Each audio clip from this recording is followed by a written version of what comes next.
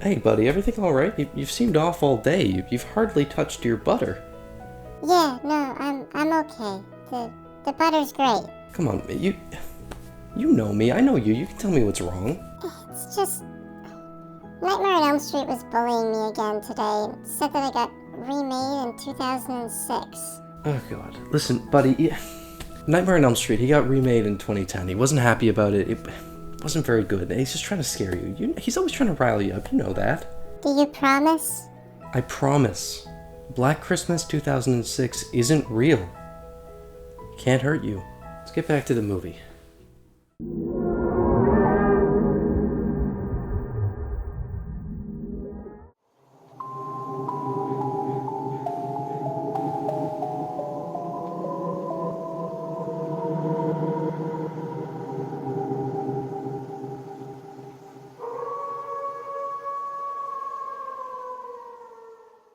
Good evening. My name's Evan, and welcome to Rocklin Graves. When does it make sense to remake a movie?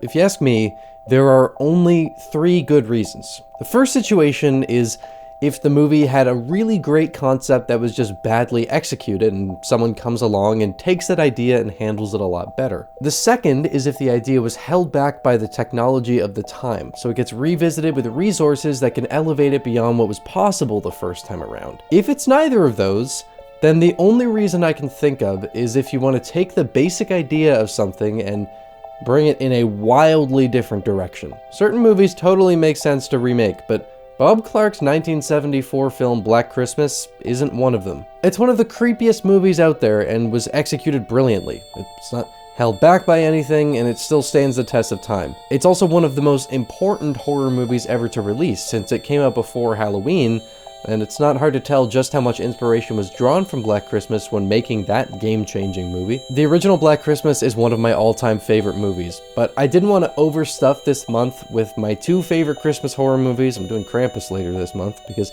I'd leave myself pretty stranded for next year, but I remembered that I'd never actually seen the 2006 remake. It was written and directed by Glenn Morgan and came around in the midst of that huge remake boom that was taking place after the success of 2003's Texas Chainsaw Massacre. Production wound up being pretty messy on this movie after its principal photography, thanks to those 2 kooks from Dimension Films. There were some major disagreements between Morgan and the Weinsteins about the tone of the movie, and in particular the ending, so reshoots were forced on the production by the producers, and there are multiple different endings you can watch on the home video release. You can probably find them on YouTube too, they're worth watching. Even the marketing was a weird mess, where the Weinsteins had reshoots done behind Morgan's back for TV spots, where they shot a bunch of shit that's just not in the movie and was used for all of the advertising, which is super scummy and blatant false advertising. I wanted to mention this ahead of time because I might rip into this movie pretty aggressively, but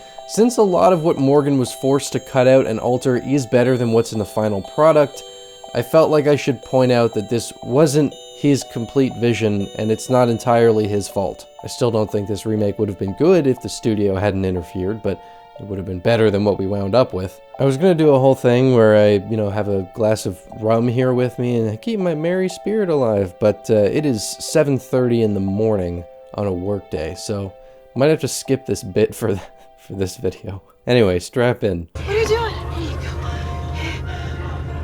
What is that thing?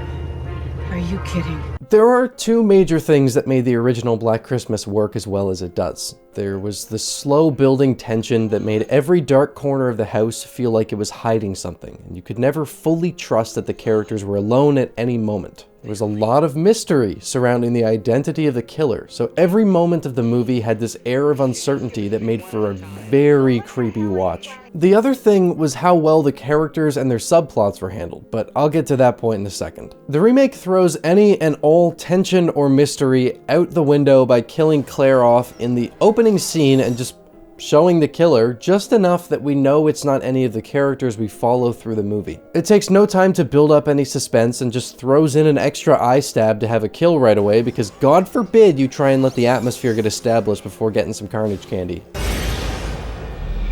As I said at the top, I think it's perfectly fine to remake a movie if you're doing something different with the same general premise, and This movie is wildly different from the original, but not in the way that I think justifies its existence. The opening scene paints a perfect picture of how this remake is handled, where it doesn't deviate a whole lot in terms of general plot outline.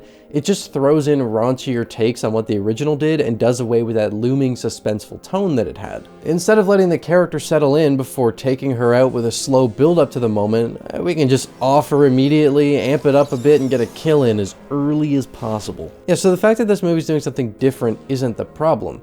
It's that the changes that are made feel so cynical. This doesn't add anything, it's just removing characterization and tension. The movie doubles down on that when we pick up at Clark's sanitarium, a nice nod to Bob Clark. To Glenn Morgan's credit, he seems to have a lot of respect for Bob Clark and what he did with the original movie.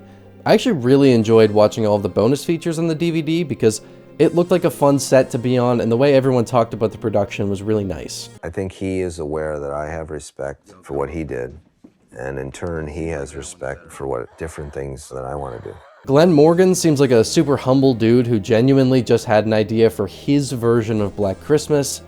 That's all well and good, and I respect that, but, yeah. So we see Billy super early on in this movie. They dance around showing him for a bit, but it doesn't take long before he sucks the candy cane down to the blade and kills an officer, and from that point on, the movie has zero qualms with just flat out showing Billy's face in plain view. Since the mystery of the killer's identity was one of the biggest elements of that original movie, doing away with that mystery means that there's gotta be something new to lock us into this story.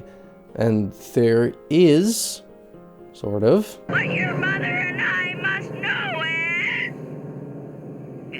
Black Christmas is the kind of remake that takes any small hint of something from its source material and stretches it out to its absolute limits and leaves nothing to your imagination. So I guess when you're trying to extract every molecule from something and expand on it, you got a lot of options for different directions. In the original movie, we knew absolutely nothing about the killer, and by the end of the movie, we still knew nothing. We never even got a proper look at him, and there was zero backstory or motive given beyond the vague phone calls. I'll be talking about the phone calls in a minute, by the way, because they're super important. Here though, not only do we see Billy's face very plainly and consistently throughout the movie, but we also get a detailed backstory about who he is and why he ended up the way he did, full of all the generic serial killer backstory schlock of abusive parents and becoming the brother-father to your sister-daughter after your mother-baby mama decides to fuck you in the attic. Why did I word that like that's a normal human experience? Okay, so maybe that part's not so generic. Let me circle back here for a sec. Horror villains often have something that make them stand out from the bunch, and Billy's really was that we truly knew nothing about him. There's nothing supernatural about the character, so I guess, let's make him yellow. I guess jaundice could be the next big thing for horror villains. His mother hated him for looking like he got dipped in Mountain Dew, so he spent his life being abused by her and locked away in the attic. His dad's at least somewhat sympathetic, which is nice, but obviously that means he's gonna die and get replaced by a trash bag who falls asleep mid-coitus, leading Billy's mum to, yeah, it's not good.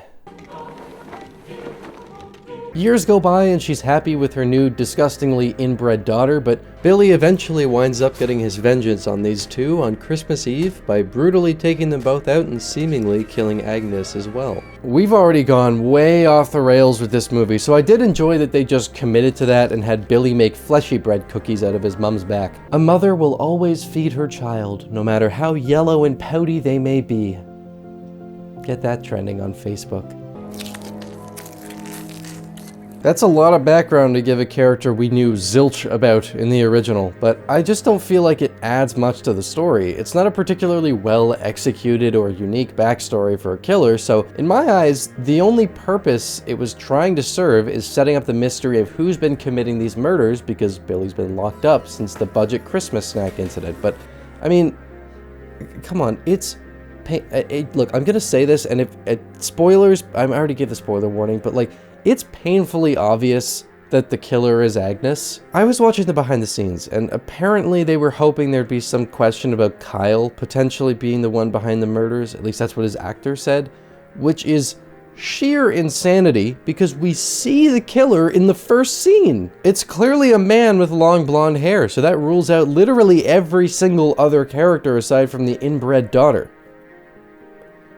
Notice anything off about what I just said? Culture moves a lot quicker now than ever before, and of course, cultural sensitivities move with it. So sometimes when you go back to a story that was written even just a few years ago, you find something that hasn't aged all that well. Black Christmas 2006 features a female character played by a man because the character is supposed to be inbred and they wanted an unsettling way of showing that.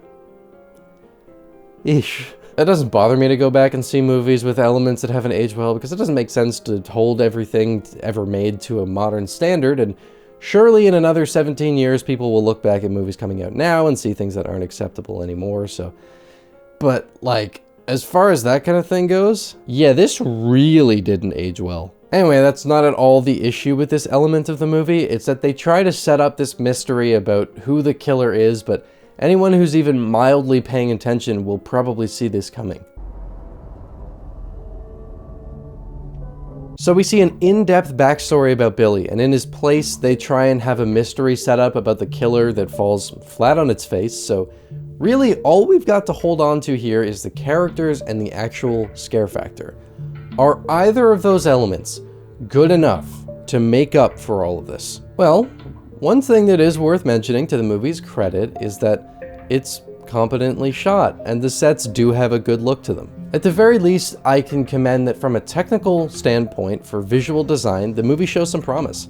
I enjoyed how much they leaned into the colored lighting that a Christmas setting presents, and the camera work shows some nice artistic competence that saved the movie from looking as cheap as the writing feels. Speaking of which, the writing is insufferable. We've got some of the most paper-thin cookie-cutter characters here with next to no chemistry and not one interesting subplot to follow. The original movie had that really engaging and thought-provoking subplot between Peter and Jess, and instead of doing something like that to give these characters some depth, you've got this dude named Kyle who's dated two of the girls from the sorority and filmed himself fucking one of them, and the new one found it, so now she's upset. Rightfully so. He's easily one of the most irritating characters in the movie, delivering some ridiculously cheesy "I'm an asshole" lines and vanishing. Fuck all you bitches.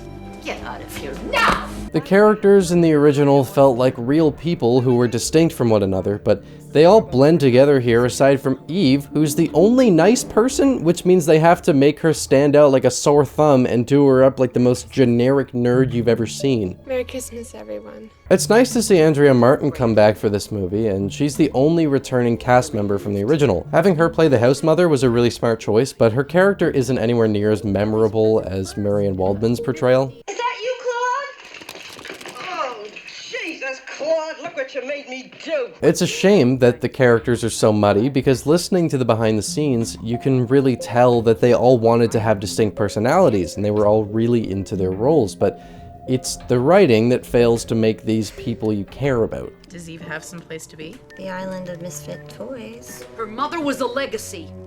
And? Her mother's dead. I think that's especially important for a Christmas horror film because you're given the opportunity to take the core themes of that holiday surrounding family and do some interesting things with it, which is something that all of the best Christmas horror movies do. The original Black Christmas is a perfect example of how the core of the holiday can be flipped on its head for horror. They do try and touch on a bit of that here with Claire's sister showing up, trying to find her after the relationship being strained and having Billy and Agnes have this weird family relationship, but the characters aren't handled well enough to give these stories any weight. Billy and Agnes might as well be one killer with two different faces, because the whole thing was just a way to fill time before Billy gets back from the asylum, and the sister storyline also can't land because you need to be invested in them as people before you can care about something like that. There were a few other attempts, like having Lauren be a cranky alcoholic because she doesn't really have a relationship with her family, and Christmas is a reminder of that, but yeah, you know what I'm gonna say. It's all tied to the same core issue with a lack of characterization or relatability. So then, what about the scares? Does this movie at least have well-crafted scare sequences or interesting kills to make up for the lack of entertainment anywhere else? Not really, no. It's a decently gory flick, and if things involving eyeballs get under your skin, then you're definitely gonna have a rough time with this movie, but I didn't find any of the deaths particularly memorable because way too many of them boil down to putting a bag over someone's head and pulling their eye out in one way or another, which, granted, does get a fairly cool reveal when you find out the reason that's happening is because Agnes is decorating a Christmas tree with eyeballs. I guess that's cool. It just seems like there's no surprise with these moments because it goes down the same way basically every time. The only truly memorable one is the fleshy bread cookies. The effects aren't bad, but as with the rest of the movie, these scenes just blend together and wind up feeling mostly the same. What about scares that aren't kills? Well, there's not much there, but the phone calls from the original do make a return. Just like having a wart removed. In the 1974 film, those phone calls are some of the most chilling things I've heard, and were the only thing that hinted at any sort of backstory for Billy without ever truly revealing anything. They're also just terrifying and really make you feel unsafe, so did they at least manage to capture that element? Not a chance. The phone calls on Black Christmas 2006 felt like a slap in the face as I was looking for something to latch onto in this movie. What have you done? What have you done? Where's Agnes? It sounds like Billy went into Audacity and just played around trying to sound edgy, but it winds up being the most irritatingly generic, "I'm gonna kill you" lines you can get. Fucking creep. I'm going to kill you. No, that was cool. That was earned and delivered much more effectively. This is just like, "I'm gonna kill you." Spooky noises. I will say, there is one moment that did manage to curl the toes a little bit, and I'm not sure if it's because it's actually a well-made sequence or if it's just that the bar had been set so insanely low for the whole movie, but I'm gonna give credit. Towards the end of the movie, Kelly gets stuck inside the wall with Billy above her and Agnes below, both crawling towards her. It's set up well because we see Billy crawling through this wall earlier on in the movie, so we know he's had practice and Kelly is left pretty high and dry here, and this was the only scene of the movie where I was properly engaged and felt some tension. You know what? Fuck it. I'll throw the movie a bone. This is a genuinely tense and well-crafted sequence. They got one right. I suppose that brings us into the movie's ending, which I can say with no hesitation is one of the most forced, tacked-on endings I have ever witnessed. There is absolutely nothing added to the narrative or the arcs of the characters in this contrived hospital scene. It's just blatant runtime padding. They were supposed to have someone fix this.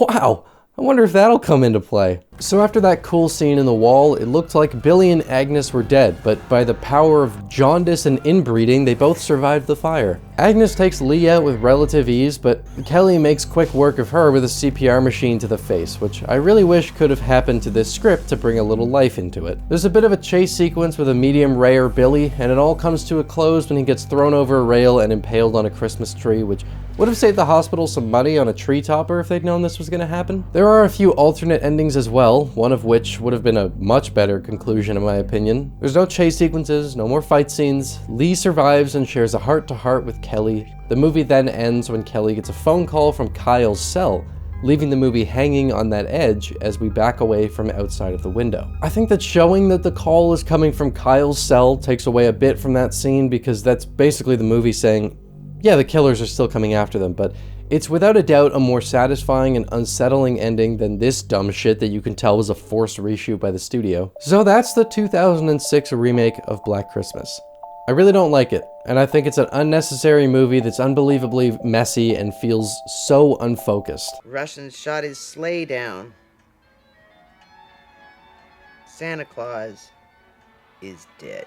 It's hard to stay engaged with because of how generic the killer backstory is and how paper-thin the characters are, and especially when the kills blend together so much, it really is one of those movies that feels painful by the time the credits roll, and not for any good reasons. I'm aware that it has its fans, and with this one, I actually do see the appeal for some people with the carnage candy and nice consistent visual tone, but there's really nothing here that grabbed me, and I just found the movie really frustrating. I am probably more harsh on it because the original is one of my favorite movies, but Even going into it thinking it might have gotten more hate than it deserved, I found myself agreeing quite heavily with the criticisms it's faced. I will say that I did quite enjoy the bonus features on the DVD, and maybe once in a blue moon when I'm in the mood for a stupid, schlocky, nasty Christmas horror movie, I'll throw it on, but it's not going anywhere near the annual rotation. See, buddy?